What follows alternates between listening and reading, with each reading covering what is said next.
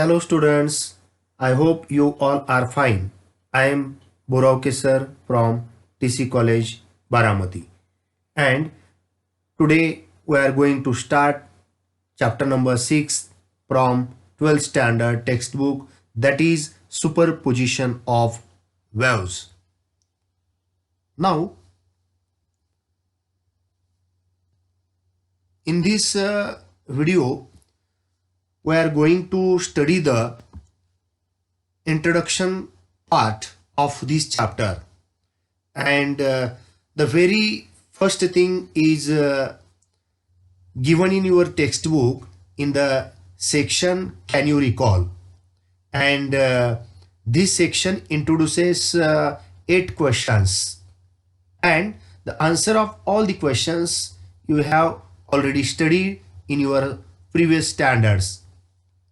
So let us quickly revise these topics one by one.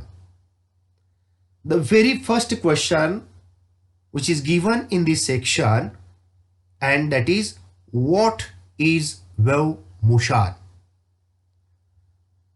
Wave मध्ये आपण जे काही 11वी स्टँडर्ड मध्ये स्टडी केलेलं आहे तेच आपण आज या व्हिडिओमध्ये रिवाइज करणार आहोत.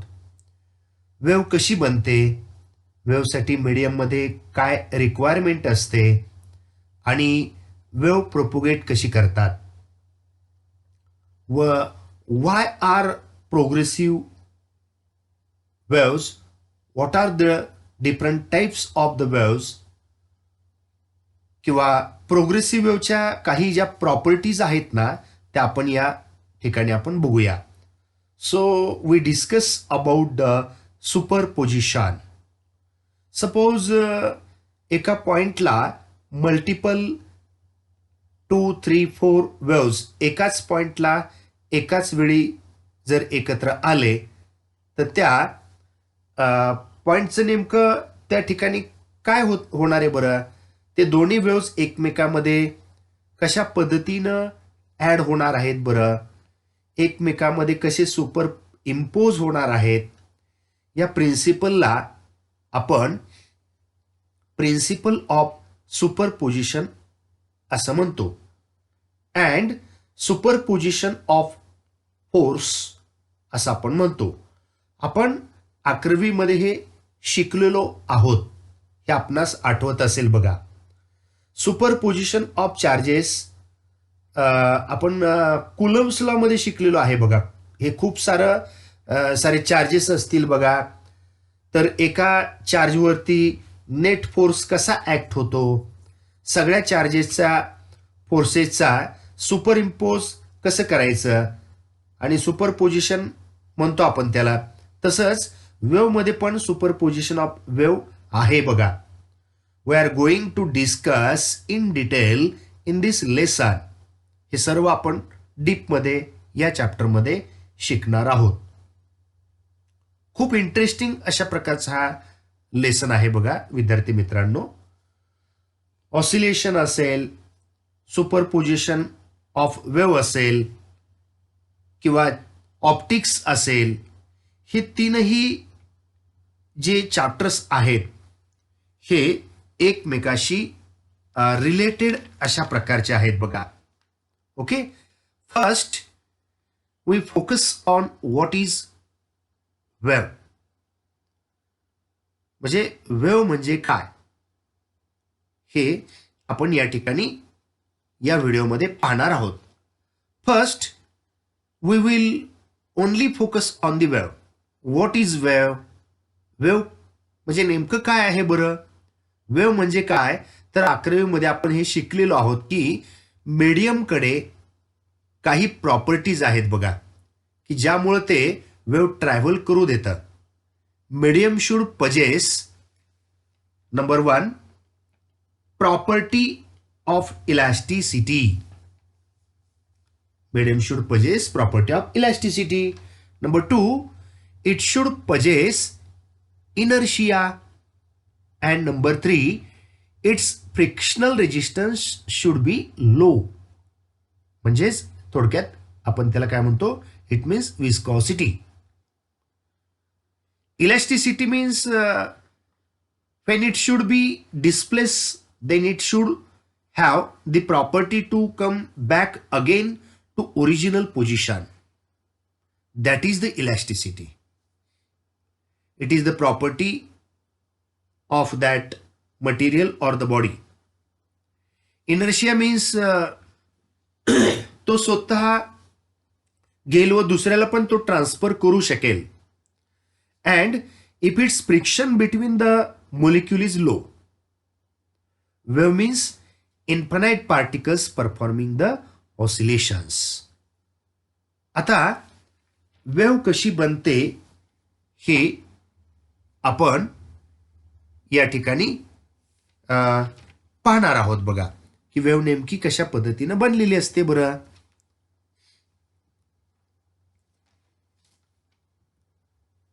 वेव्ह म्हणजे wave is disturbance from equilibrium position which travels, किंवा आपण काय म्हणतो, wave is an oscillatory disturbance traveling through a medium without change of the form.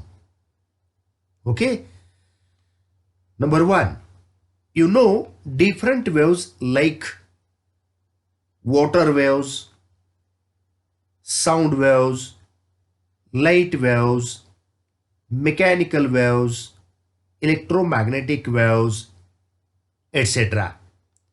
Already 11th standard मध्ये सर्व वेव्हच्या बाबतीमध्ये आपण थोडा थोडा स्टडी केलेला आहे. बघा, यू नो वॉटर वेव्ह. वॉटरमध्ये म्हणजे संथ पाण्याचं तळ असेल आणि त्या वॉटरमध्ये जर दगड फेकला तर त्यानंतर वॉटर सरफेसवरती वेव्ज जनरेट होतात. समोर आपल्याला दाखवलेलं आहे.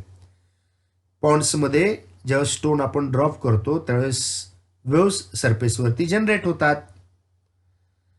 साऊंड वेव्ज म्हणजे की मी आता बोललो की माझा आवाज तुमच्यापर्यंत ऐकायला येतो. लाईट वेव्ज म्हणजे सन थ्रू अर्थवरती लाईट वेव्ह ज्या येतात त्याला आपण लाईट वेव्ह असं म्हणतो.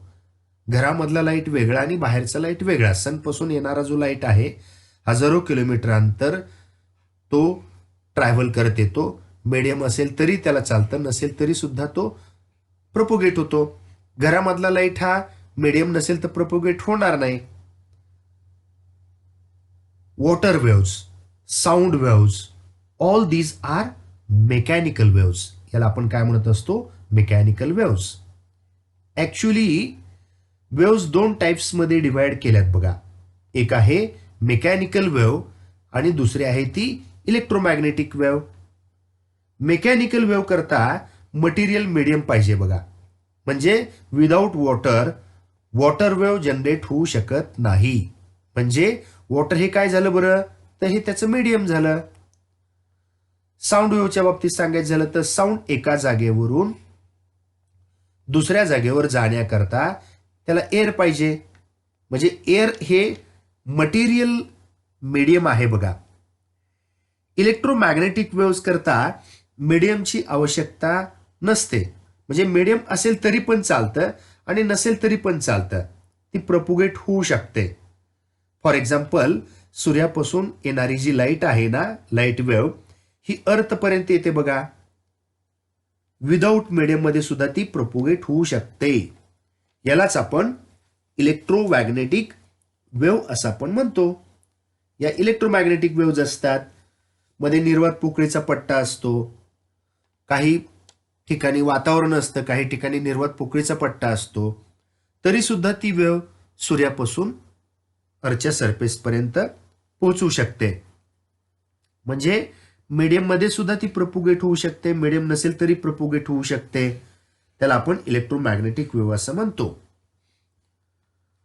Number 2, the mechanical wave required elastic material medium to propagate.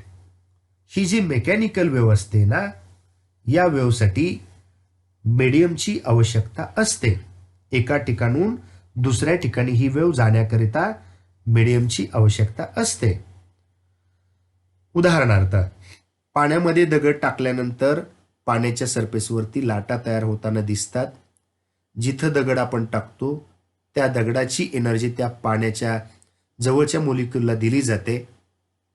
एक मोलिक्यूल एनर्जी दुसऱ्याला देतो, दुसरा तिसऱ्याला देतो. असं करत करत एका ठिकाणची एनर्जी दगडाकडून मिळालेली ही त्या पार्टिकलपासून तळ्याच्या कडेपर्यंत पोहोचवली जाते.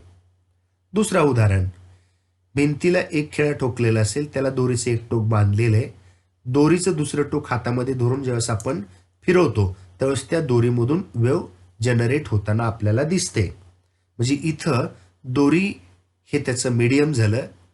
पाणी हे मगाच्या उदाहरणामध्ये पाणी हे वॉटर हे त्याचं मीडियम झालं. मी बोलल्यानंतर आवाज तुमच्यापर्यंत येतो म्हणजे एअरमध्ये नसती तर माझा आवाज तुमच्यापर्यंत पोचू शकला नसता, म्हणून एअर हे त्याचं मीडियम झालं.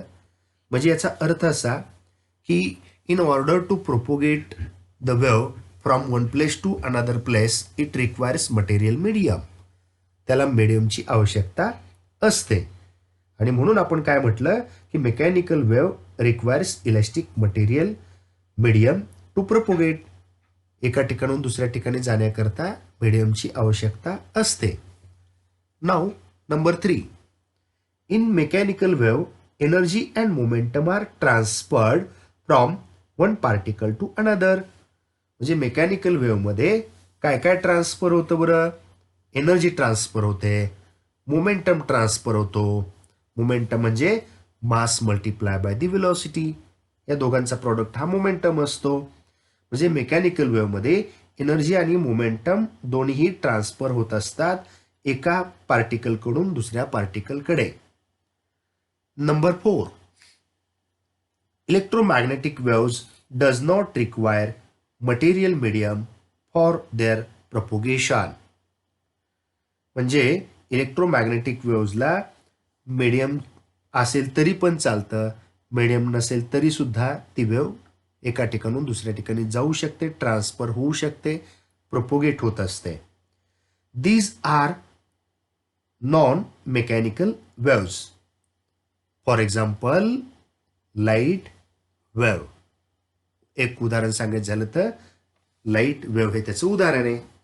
Okay, now we can study about the progressive wave. Progressive wave म्हणजे काय बरं? शब्दामध्येच त्याचा अर्थ दिलेला आहे. जी वेव्ह एका ठिकाणाहून निघते आणि सरळ पुढं पुढं जात राहते त्याला आपण प्रोग्रेसिव्ह वेव्ह असं म्हणतो.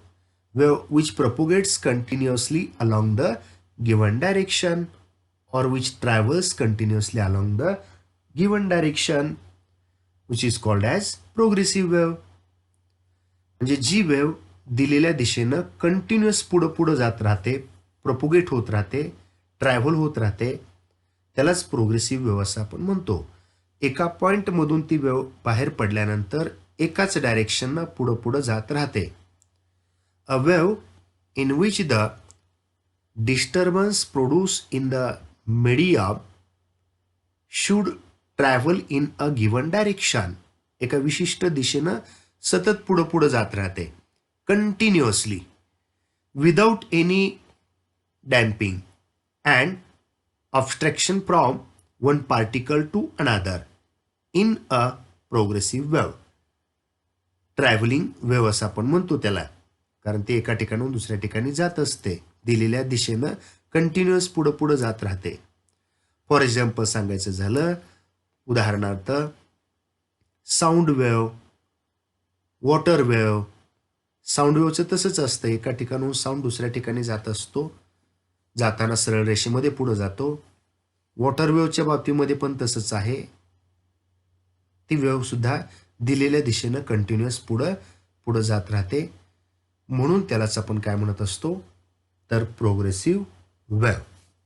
Okay, thank you.